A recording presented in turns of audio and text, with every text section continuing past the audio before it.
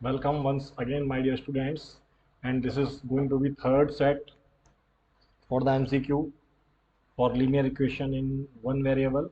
We have solved some questions. So let us see balance questions. Let us see the solution of balance questions in this third set of solution. I hope आपको ये तरीका अच्छा लगा होगा. We have done all these questions. We have done all these questions, and today we will see question number 13. That is one of the easiest question. Question number 13 क्या है? Question number 13 simply ये 3 यहाँ पे जाके minus हो जाएगा, answer आएगा 7. Answer will be 7. Okay, now again language based question. Aruna cut a cake into two halves and cut one half into smaller piece of equal size. Each of small piece is 20 grams in weight. If she has 7 pieces, same question. So answer will be 240. Answer will be 240. Same question है. कौन सा? अगर मैं बात करूं question number 11, यहाँ पे David था. ठीक है, यहाँ पे डेविड था. एक बार कॉन्सेप्ट इस क्वेश्चन का दोबारा देख लेते हैं. कॉन्सेप्ट क्या है इस क्वेश्चन, कॉन्सेप्ट दोबारा देख लेते हैं. मैं सॉल्व नहीं करूंगा. एक बड़ा सा पीस लिया, रबर ब्रेड का हमने पीस लिया. ठीक है, ये ब्रेड है, हमारे पास ब्रेड है. we have divided this bread we have divided this bread we have divided this bread in two parts. हमने इस ब्रेड को 2 पार्ट्स में डिवाइड किया. ये डिवाइड किया. डिवाइड करने के बाद हाफ ब्रेड ये हो गई मेरे पास, हाफ ब्रेड ये हो गई, और हाफ ब्रेड ये हो गई. मेरे पास अभी इन टोटल कितने पीस हैं? देखो, यहाँ पे मेरे पास एक पीस था, यहाँ पे मेरे पास एक पीस था, यहाँ पे मेरे पास अभी 2 पीसेस हो गए हैं. टोटल पीसेस 2 हो गए हैं. टोटल पीस 2 हो गए हैं. एक पीस 1 और एक piece 2. Now again what we have done, we have again cut we have again cut 1 pieces. ठीक है, हमने क्या किया? Each of the small pieces 20 grams. One half equal size है. मतलब एक हाफ को, 2 हाफ थे, 2 हाफ थे भाई. एक हाफ ये था, एक हाफ ये था. एक हाफ को हमने इक्वल पीसेस में कट कर दिया. एक हाफ को हमने इक्वल पीसेस में, मान लिया ये पीसेस इक्वल हो रहे हैं. ठीक है, सेप पे मत जाना. तो ये जो पीस हुआ, ये पीस कितने पीसेस, मतलब ये पीसेस में हमने कन्वर्ट कर दिया. अच्छा, तो ये जो पीस हुए हैं, ये pieces, these are the pieces. ये एक पीस है, ये एक पीस है हमारे पास. ये दूसरा पीस है हमारे पास. Let us take, we don't know कि कितने पीस हैं हमारे पास. हमारे पास कितने पीस हैं? जब हमने पीसेस में कन्वर्ट किया, एक पीस ये है. सिमिलरली एक पीस हमारे पास ये है. समझने वाली बात है, समझने वाली बात है. एक पीस हमारे पास ये है, ये पीसेस है. इन पीसेस का जो वेट है, ठीक है. सिमिलरली अगर मैं बात करता हूँ, हमारे पास एक पीस ये है. ये हमारे पास कुछ पीसेस ब्रेड के आ गए हैं. ये पीसेस हैं ब्रेड के. एक पीस ऐसे ये बनेगा, एक पीस ऐसे ये बनेगा. तो टोटल पीसेस कितने बन रहे हैं? टोटल पीस 7 बन रहे हैं. मैं क्या बताना चाह रहा हूँ, मतलब what I want to tell, pieces 7 बन रहे हैं. पीसेस जो है हमारे पास 7 बन रहे हैं. और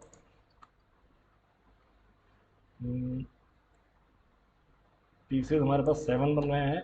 और ये अगर एक पीस है, ये 2 पीस है, ये 3 पीस हैं, ये 4 पीस हैं, ये 5 पीस, और ये 6 पीस. मतलब इस हाफ को जब हमने 6 पीस में कन्वर्ट कर दिया, 6 पीस में, तो टोटल पीस हमारे पास, मैं टोटल पीस की बात कर रहा हूँ. टोटल पीस अगर ये चीज़ आपको समझ में नहीं आ रही है, टोटल पीसेस कितने हो गए?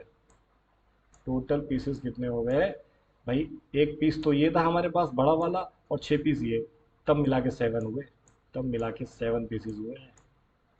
ये चीज़ टोटल पीस 7 कैसे हैं?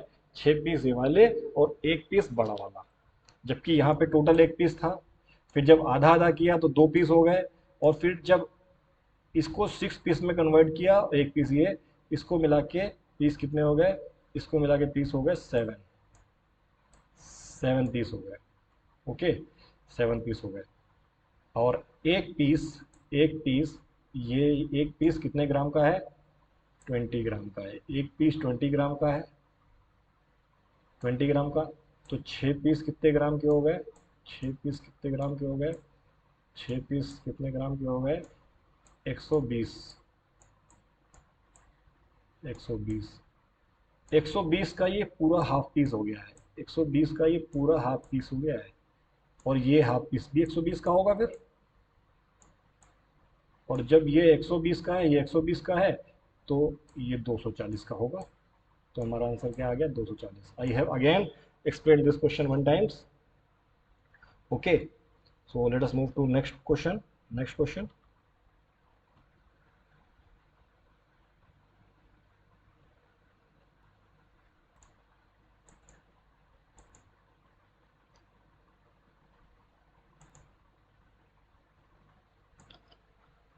Sorry for the interruption. Sorry for the interruption. Okay, so next question. Next question you can see. Next question number 15. You can see what an MNC company employed 25 men. ठीक है, for official work in 32 days. अच्छा question है, अच्छा question है। After 16 days 5 more men, मतलब 16 दिन के बाद 5 मोर मैन आ जाते हैं। Employed 5 more man. Work was finished 1 day earlier, मतलब जो काम 32 दिन में खत्म होना था वो एक दिन पहले खत्म हो गया, मतलब टोटल काम 31 दिन में खत्म हो गया। ठीक है, 31 दिन में टोटल काम खत्म हो गया। If it had not employed the additional man it would have been behind how many days. अगर ये 5 मैन को नहीं बुलाया जाता तो काम 32 दिन से कितना ज़्यादा चलता? अगेन दोबारा देखो, क्या था? 25 मैन, 25 मैन एक कोई वर्क है उसको करते हैं 32 डेज में, लेकिन एमएनसी को लगा काम पूरा नहीं हो पाएगा। ठीक है, 25 मैन काम पूरा नहीं कर पाएंगे, तो उन्होंने 5 और आदमी बुला लिए। कब? आफ्टर 16 डेज, जब काम 16 दिन खत्म हो गया, जब काम 16 दिन खत्म हो गया तो उन्होंने 5 और आदमी बुला लिए। तो काम क्या हो गया? एक दिन पहले, मतलब एक दिन पहले मतलब क्या? 1 डे बिफोर, 1 डे बिफोर लिखते हैं, 1 डे बिफोर, 1 डे बिफोर, मतलब 31 दिन में ही टोटल काम खत्म हो गया। कि 16 तो ये हो गए, 15 दिन और काम चला भाई। 16 दिन बाद आए ना, 32 में काम खत्म होना था। ठीक है, तो 16 दिन के बाद 5 और मैन आ गए, ये मैन है हमारे पास। अच्छा, तो it would have been behind how many days. तो काम क्या था, कितने दिन में, मतलब और लगना था। अगर ये 5 आदमी नहीं आते तो काम कितने दिन में खत्म होना था? Very important question, very interesting question. तो इसको हम सॉल्व कैसे करेंगे? देखो, लेट अस अज्यूम एक आदमी 1 day work, 1 day work of 1 man. क्या? 1 day work of 1 man, 1 day work of 1 man. एक मैन का कितना काम है? एक आदमी एक दिन में कितना काम करता है? लेट अस अज्यूम वो काम करता है x यूनिट्स, मतलब x रोटी खाता है। एक्स पेड़ गिनता है, एक्स कॉपी भरता है, एक्स पेन को पेंट करता है, मतलब एक्स इसको तो क्या हमको नहीं पता, तो क्या करता है वो, क्या काम करता है, एक्स यूनिट काम करता है। मान लेते हैं कितना काम करता है, एक्स यूनिट, यूनिट कुछ भी हो सकता है भाई। X he will eat X रोटी एक दिन में, ठीक है। तो 25 आदमी कितना कितने दिन में काम करेंगे, one day work of 25 man, one day work of 25 man, 25 into into x units. भाई एक आदमी अगर एक दिन में एक रोटी खाता है तो 25 आदमी कितने रोटी खाएंगे, 25x। इसको मैं ऐसे भी लिख सकता हूँ, 25x, ठीक है। अब ये 25 मैन का काम है एक दिन का, वन डे वर्क है, वन डे वर्क। तो टोटल वर्क कितना हुआ, टोटल वर्क एक दिन का काम into total days. Total work कितना करना है, टोटल वर्क जो करना है, टोटल वर्क कितना करना है, एक दिन का काम, एक दिन का काम। और काम कितने दिन में ख़त्म होना चाहिए, 32 डेज में, 32 डेज में। तो इसको मल्टीप्लाई करेंगे तो हमारे पास आ जाएगा 800x। 800x यूनिट वर्क हमें करना है, x hundred 800x unit work ये हमको करना है, समझो, ये वर्क हमको क्या है, करना है, ये काम हमको करना है, ठीक है, ये वर्क हमको करना है। दोबारा से समझो, एक दिन का वर्क एक्स यूनिट्स, एक दिन का एक दिन का वर्क, एक इस तरीके के क्वेश्चंस में क्या करते हैं, एक दिन का वर्क एक्स यूनिट्स, मान लिया one day work of one man, एक आदमी एक दिन में एक्स यूनिट काम करता है एक दिन में। तो 25 मैन का एक दिन का काम, 25 मैन का एक दिन का काम कितना होगा, 25x, ठीक है। अच्छा, टोटल वर्क तो 32 दिन में फिनिश होना है, टोटल वर्क 32 दिन में फिनिश होना है, ये लिखा। तो टोटल वर्क कितना होने वाला है, 800x, ठीक है। यहाँ तक इतना क्वेश्चन हो गया। अब मैं क्या करता हूँ, थोड़ी जगह बनाता हूँ,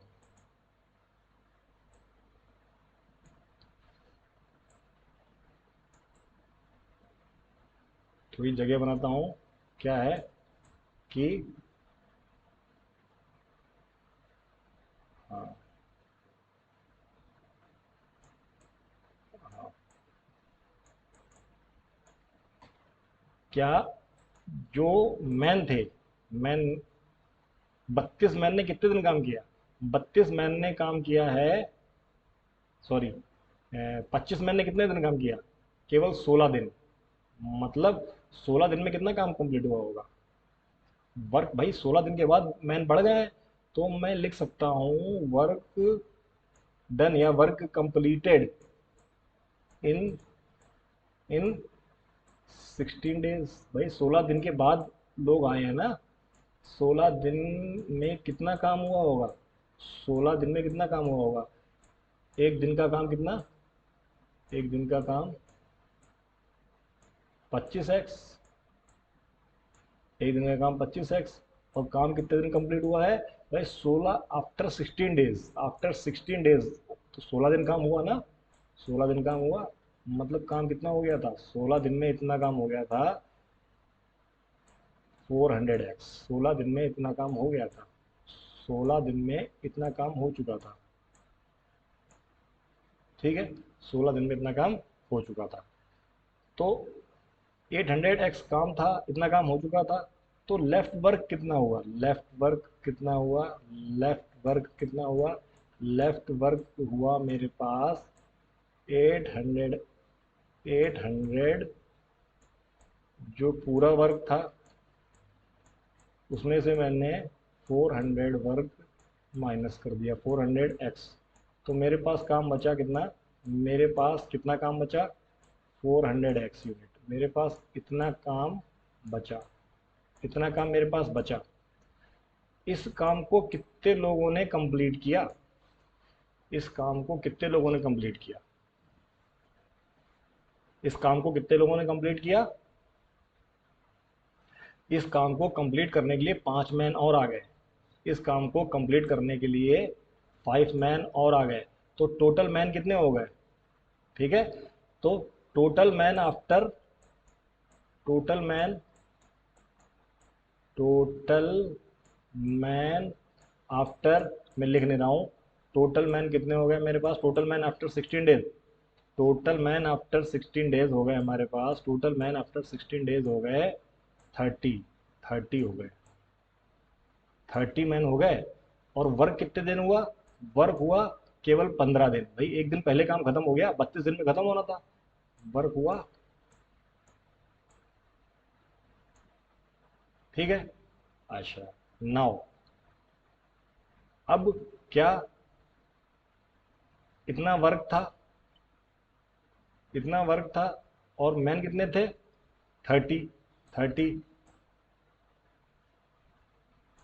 30 मैन थे जिन्होंने 15 दिन काम किया। तो क्या पूछा गया है? ये man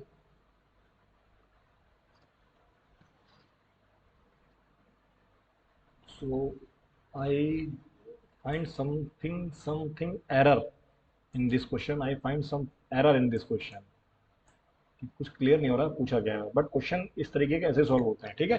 don't worry, we will have a next question of this kind. इसमें कुछ क्लियर नहीं हो रहा है क्योंकि यहाँ पे क्या देखो, टोटल मैन भी दे दिया गया है, डेज भी दे दिए गए हैं, तो पूछा क्या गया है। तो इस क्वेश्चन को हम यहीं पर ड्रॉप करते हैं, आगे बढ़ते हैं। We will have a same such type of question in next MCQ video, ठीक है। लेकिन कॉन्सेप्ट यहाँ पे ऐसे ही लगता है, कॉन्सेप्ट यहाँ पे ऐसे ही लगता है, क्वेश्चन में कुछ एरर है। आगे बढ़ते हैं। Now now now now this can be 2y equal to 4 minus 9, 2y equals to -5, y equals to -5/2, -5/2, option A is the right answer. आगे बढ़ते हैं।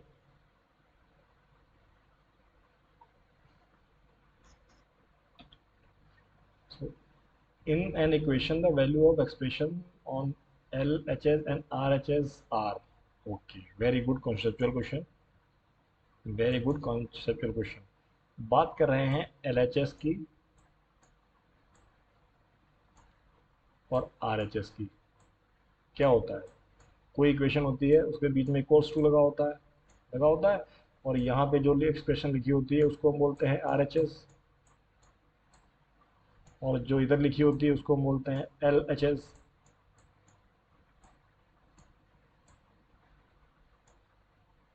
तो ये क्या लिखा हुआ है, ये क्या साइन है? Equal to.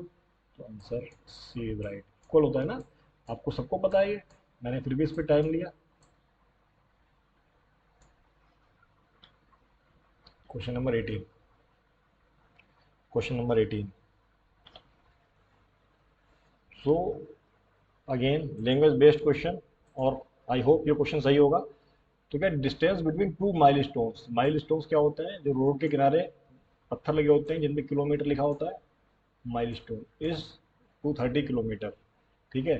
To cars run simultaneously from milestones in opposite direction, मतलब ये रोड है हमारी, ये रोड है, एक माइलस्टोन यहाँ लगा हुआ है, एक माइलस्टोन यहाँ लगा हुआ है, इनके बीच का डिस्टेंस है 230 किलोमीटर, 230 किलोमीटर। अच्छा, दो कार एक साथ दौड़ना शुरू करती हैं साइमल्टेनियसली इन अपोजिट डायरेक्शन, मतलब एक कार जो C1 कार है वो यहाँ से दौड़ रही है, और C2 कार है वो यहाँ से दौड़ रही है, ठीक है। Okay, so the distance between them after 3 hours, जब ये भी कार कितने घंटे चल रही है? 3 घंटे, और ये भी कार चल रही है कितने? 3 घंटे। तो ये डिस्टेंस अभी शुरुआत में तो था 230, तो 230 20 किलोमीटर बचा है, मतलब क्या? मतलब ये कार यहाँ पे है, ये कार यहाँ पे है। स्टार्टिंग में डिस्टेंस है इनके बीच में 230 किलोमीटर, लेकिन 3 घंटे ये भी कार चली है, तो 3 घंटे में ये वाली कार चल के मान लो यहाँ पहुँच गई, और ये कार धीमे चल रही है, ये कार यहाँ पहुँच गई। ठीक है, मतलब यहाँ पे ये C2 कार आ गई, यहाँ पे C1 कार आ गई। तो इनके बीच का जो डिस्टेंस बचा है, इनके बीच का डिस्टेंस बचा है वो कितना बचा है? 20 kilometre. 20 kilometre. Very good question.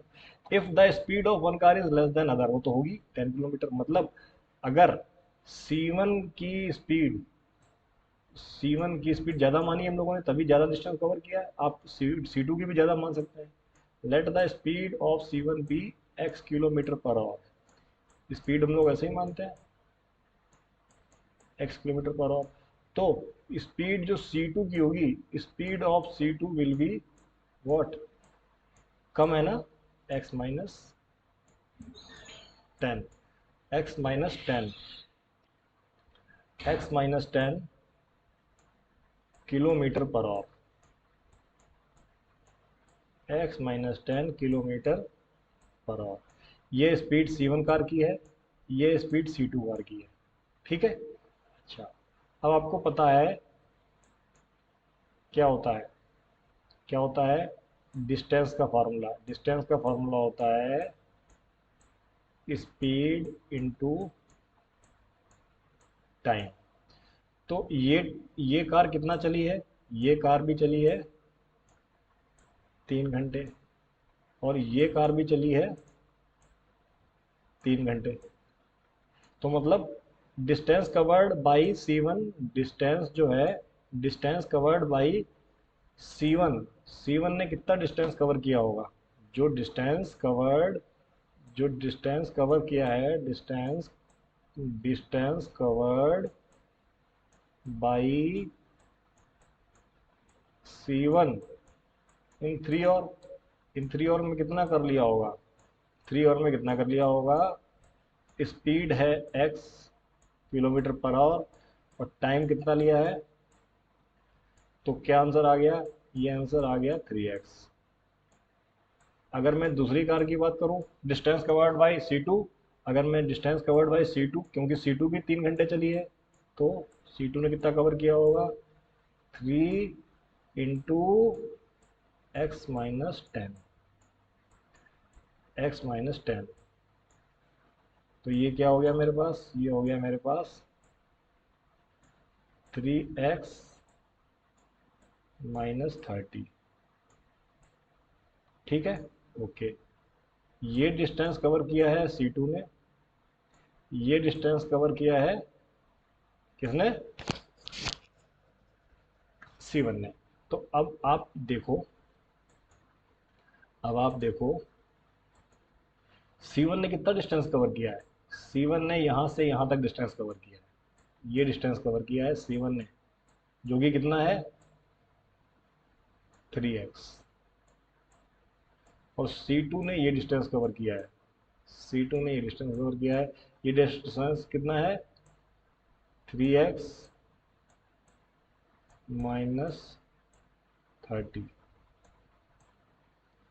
जबकि जो डिस्टेंस, ये डिस्टेंस है, ये डिस्टेंस कितना है? ये डिस्टेंस है 20 किलोमीटर, ये डिस्टेंस है 20 किलोमीटर। तो ये डिस्टेंस है 20 किलोमीटर। तो अगर मैं ये C1 का डिस्टेंस, C2 का डिस्टेंस, मतलब डिस्टेंस DC1 DC2 +20 जोड़ दूं, तो भाई ये 3x, ये डिस्टेंस, ये डिस्टेंस, तो ये 230 नहीं आएगा क्या? 230 नहीं आएगा क्या? ये आएगा 230, 230 टोटल डिस्टेंस आएगा। अब देख लो क्या है? 3x, 3x plus 3x -30 +20 equals to 230 equals to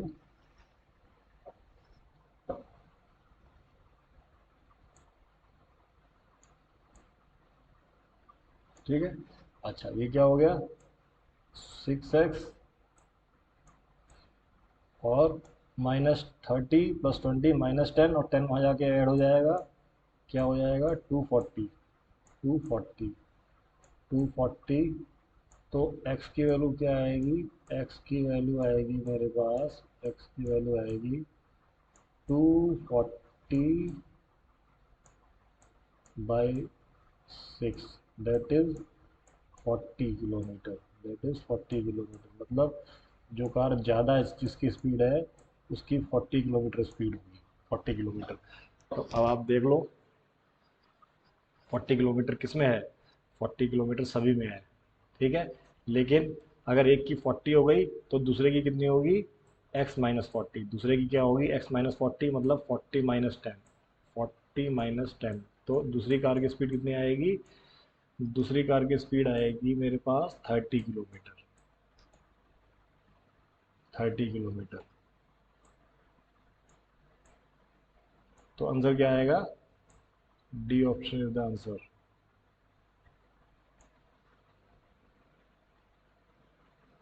some of 3 consecutive multiple of 7।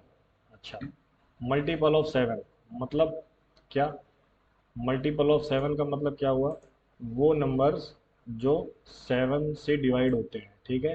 तो आपने देखा होगा 7 से डिवाइड कौन से नंबर होते हैं, 7 से डिवाइड होते हैं 7, 14, 21। इसका क्या मतलब हुआ, मतलब ये हुआ 7 के मल्टीपल में अगर हम आपस में सब्ट्रैक्ट करते हैं, आपस में सब्ट्रैक्ट करते हैं तो डिफरेंस 7 आना चाहिए, 7 आना चाहिए, ठीक है। तो 7 के मल्टीपल हम कैसे लिखेंगे, 7 के मल्टीपल हम लिखेंगे, एक मल्टीपल जैसे ले लिया हमने 7x, 7x। तो दूसरा मल्टीपल क्या होगा 7x + 7। क्यों, जब हम इन दोनों में से घटाएंगे, इन दोनों को घटाएंगे, जब इन दोनों को घटाएंगे तो आंसर क्या आएगा, मतलब इन दोनों, इसमें से इसको घटाया माइनस किया तो 7 आया। तो डिफरेंस 7 मेंटेन करने के लिए हम 7 7 जोड़ेंगे, 7 7 जोड़ेंगे, ठीक है। चलो तो देखते हैं, अगर पहला मल्टीपल मेरे पास 7x है, सो उसके आगे वाला मल्टीपल हम 7 प्लस ये ले सकते हैं। अच्छा क्या हम पीछे वाला मल्टीपल भी तो ले सकते हैं,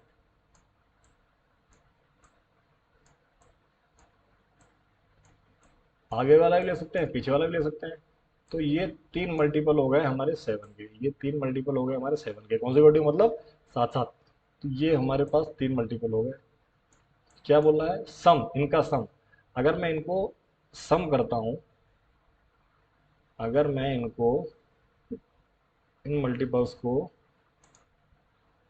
इन मल्टीपल्स का यहाँ पे सम कर देता हूँ, मतलब इन मल्टीपल्स को मैं यहाँ पे सम कर देता हूँ, तो कितना मिल रहा है, मुझे मिल रहा है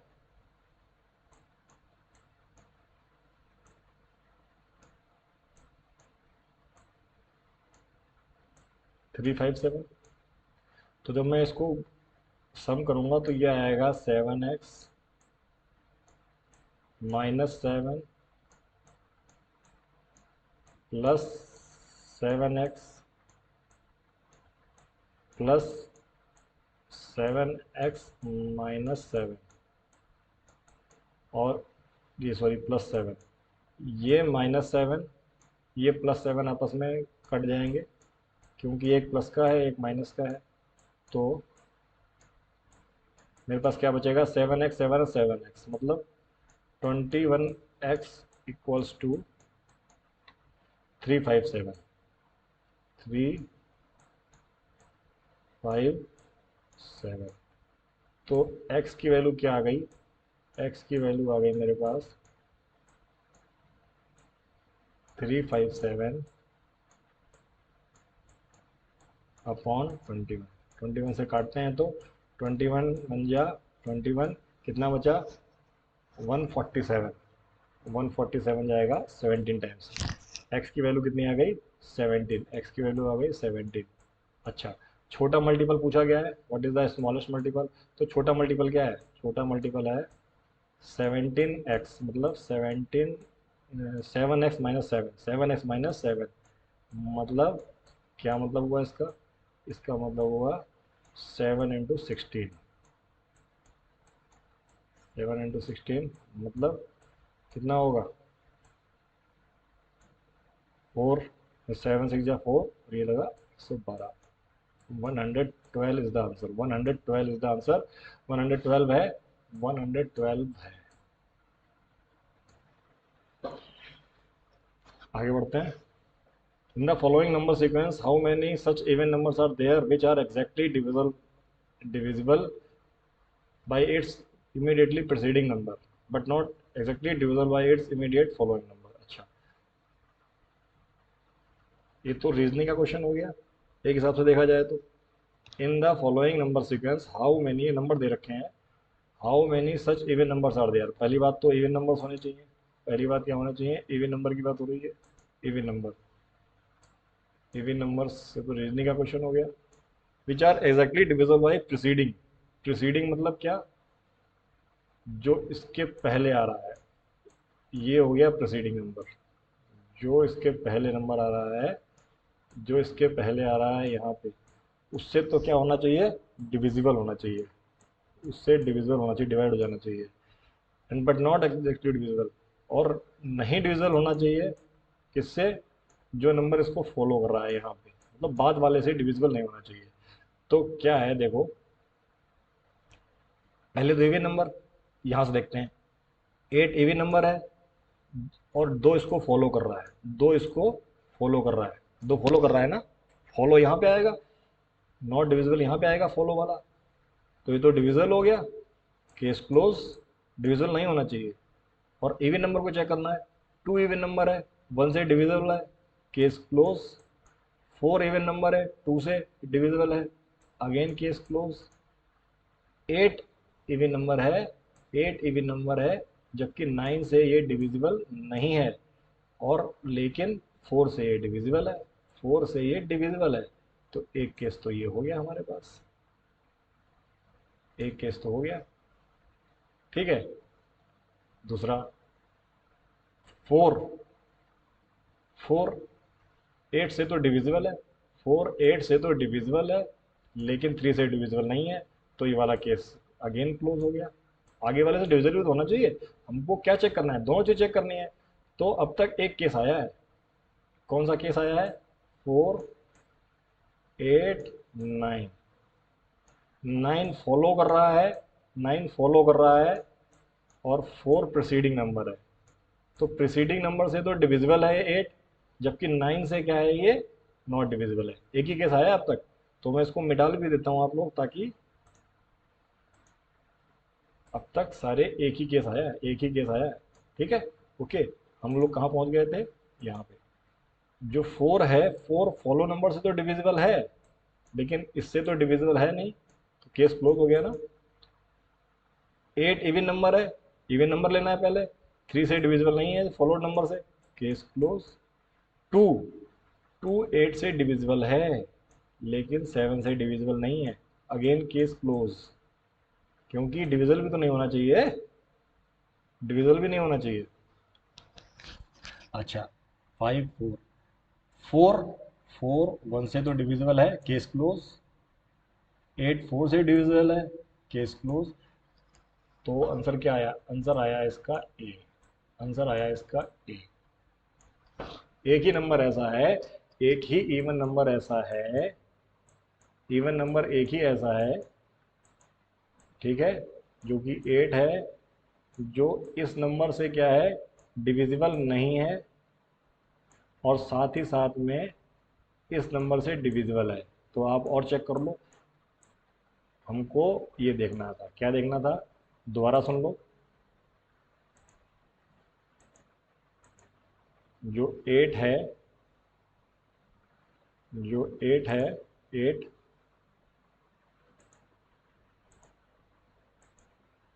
जो 8 है वो जो नंबर फॉलो कर रहा है, जो नंबर फॉलो कर रहा है उससे डिविजिबल नहीं होना चाहिए, तो 9 से ही डिविजिबल नहीं है। और 8 है जो प्रीसीडिंग है उस नंबर से डिविजिबल होना चाहिए, तो 4 से डिविजिबल है। और नंबर क्या होना चाहिए, नंबर खुद इवन होना चाहिए।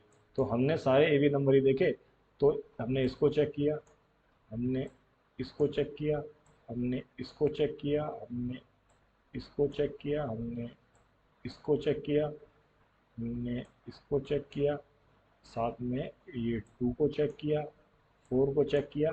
तो ये सारी चीज़ें एक साथ कवर होनी चाहिए। रीजनिंग का बहुत बढ़िया क्वेश्चन है ये।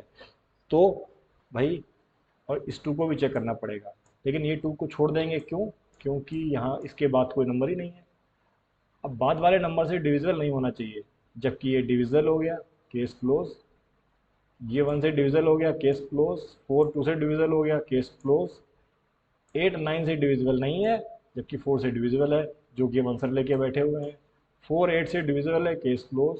8 3 से डिविजिबल है, केस क्लोज। ये डिविजिबल है, केस क्लोज। 4 1 से डिविजिबल है, केस क्लोज। 4 8 से डिविजिबल है, केस क्लोज। आई होप आपको समझ में आया होगा। Okay, next question, next question. The numerator of a fraction,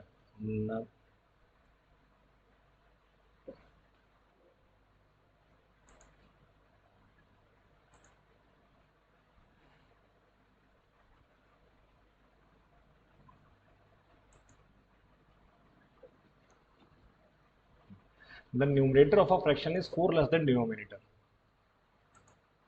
क्या है? Numerator of a fraction, numerator जो है वो 4 लेस देन डिनोमिनेटर है। Numerator of a fraction, numerator of a fraction is 4 less than denominator, and the numerator is decrease by denominator is increase by 1। मतलब क्या है? Numerator और denominator में क्या दे रखा है? रिलेशन। तो अगर न्यूमरेटर को मैं x ले लेता हूँ, x ले लेता हूँ, x, सॉरी, इरेजर। अगर न्यूमरेटर को मैं x ले लेता हूँ, अगर न्यूमरेटर को मैं क्या ले लेता हूँ? x।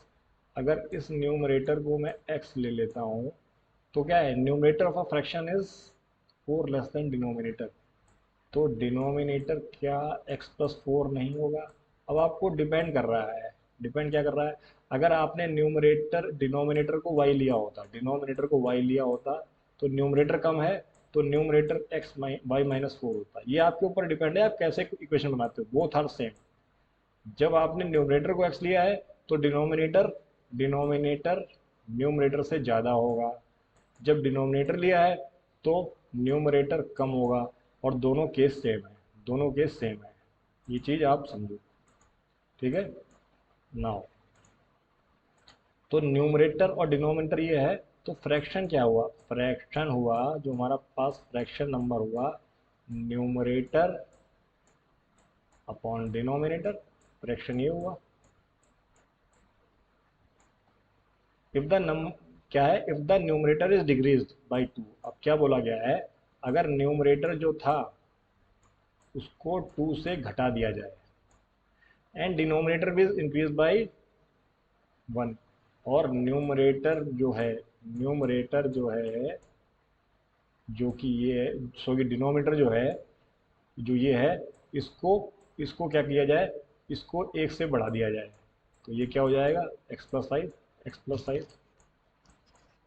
मतलब न्यूमरेटर को 2 से घटा दिया जाए और डिनोमिनेटर को 1 से बढ़ा दिया जाए, तो नया डिनोमिनेटर ये आ जाएगा। तो नया फ्रैक्शन क्या आएगा? न्यू फ्रैक्शन हमारे पास क्या आएगा? न्यू फ्रैक्शन हमारे पास आएगा न्यूमरेटर अपॉन डिनोमिनेटर। ठीक, ये ओल्ड फ्रैक्शन हो गया, ये न्यू फ्रैक्शन हो गया। अब क्या लिखा है? Then denominator is 8 times the numerator, then numerator is 8 times denominator. ये फ्रैक्शन हो गया, ये लिखने की जरूरत नहीं थी, लेकिन मैंने आपको समझा दिया। तो क्या लिखा है? तब जो डिनोमिनेटर है, तो जो डिनोमिनेटर है क्या, जो डिनोमिनेटर है, जो डिनोमिनेटर है, वो न्यूमरेटर के वो न्यूमरेटर के कितने टाइम्स हो जाएगा, 8 टाइम्स हो जाएगा, तब दोनों इक्वल हो जाएंगे। तो इक्वेशन क्या हो गई है, x + 5 इक्वल टू 8x - 16। 8 में से 8x में से x गया, आ गया 7x, और ये यहाँ पे गया तो क्या आ गया 21। कितना आ गया 21। सो x की वैल्यू क्या आ गई, x की वैल्यू आ गई मेरे पास 21/7, दैट इज 3। x की वैल्यू क्या आ गई 3। जब x की वैल्यू 3 आ गई तो आप देख लो न्यूमरेटर किसका 3 है, न्यूमरेटर इसका भी 3 है और न्यूमरेटर इसका भी 3 है, दोनों में से एक हो सकता है। तो फ्रैक्शन क्या था हमारा एक्चुअल में, हमारे पास फ्रैक्शन था 3 और डिनोमिनेटर क्या था 3 + 4, मतलब क्या हो गया 3/7 is the answer. 3/7 is the answer. 3/7 is the 3/7 is the answer. Option C, option C is the right answer. Option C is the right answer. Okay, last question, last question यही था। Okay, so with this our video is finished, our class is finished. We have got very good types of questions. एक question जो बचा हुआ है, there is some mistake in that question. Don't worry, I will provide you solution of that question after correcting it. ठीक है, but question was very good, तरीका वही था जो मैंने आपको बताया। तो टाटा बाय बाय, मिलता है नेक्स्ट वीडियो में।